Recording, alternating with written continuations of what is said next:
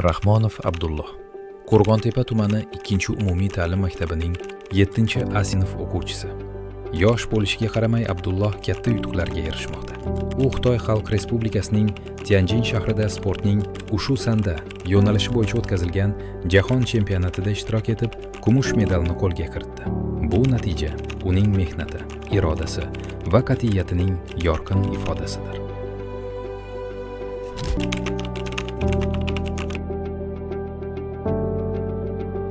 Eng og'ir mehnat jahon chempionatidan oldingi mashg'ulotlar 2-3 mahal bo'lgan.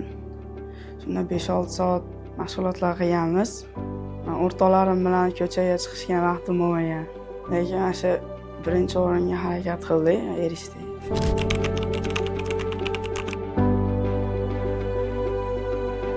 Maktab menga o'qituvchilarim va sinfdoshlarim menga ko'p yordam berishdi, motivatsiya berishdi, qo'llab-quvvatlashdi.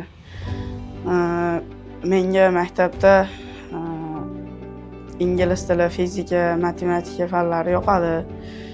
Ingliz tilini ko'p o'zlashtirganim uchun chet davlatlarda o'zimni tengdoshlarim bilan bemalol gaplasha oldim.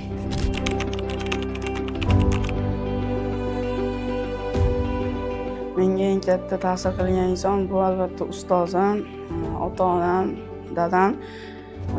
Dadam menga dangasalik boshlanayotgan paytda sen chempion bo'lasan, sen hamma ishni uddalaysan deb menga ruhiyat bag'ishlagan.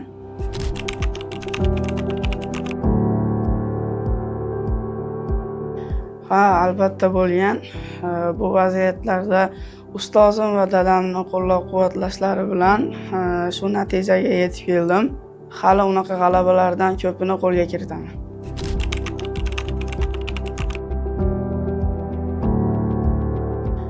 Tengdoshlarimga birinchi o'rinda o'ziga bo'lgan ishonch va qat'iyatlik, intizom, ko'chadagi har xil ziyon o'yinlarga chalg'ib ketmasdan, o'sha internetda ko'p o'tiribmasdan o'zini ustida ishlashni tavsiya beraman. Telefon ishlatishga mendan ham ruxsat bermaydi. Chunki agar hozir men ishlatayotgan bo'lganimda bu natijalarga erishishim qiyin bo'lardi.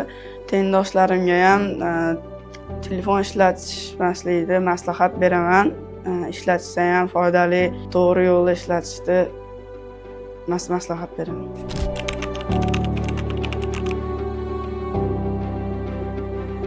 Ustozim va dadamni menga sen qila olasan, sen uddalaysan degan gaplari menga motivatsiya berib, meni ruhlantirgan. Shuning uchun ham men hozirgi darajalarga yetib turibman.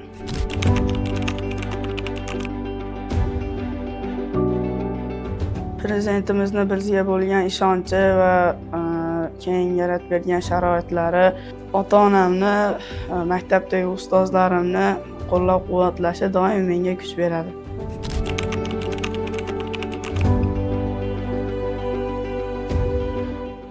Buni so'z bilan ta'sirlab berish qiyin. Bu meni hayotimdagi eng baxtli onlardan biri bo'ldi deb bemalol ayta olaman. Men So'xspaga chiqqanimdan keyin davlatimni bayrog'i yuqoriga ko'tarilishiga sababchi bo'ldim va bundan faxrlanaman.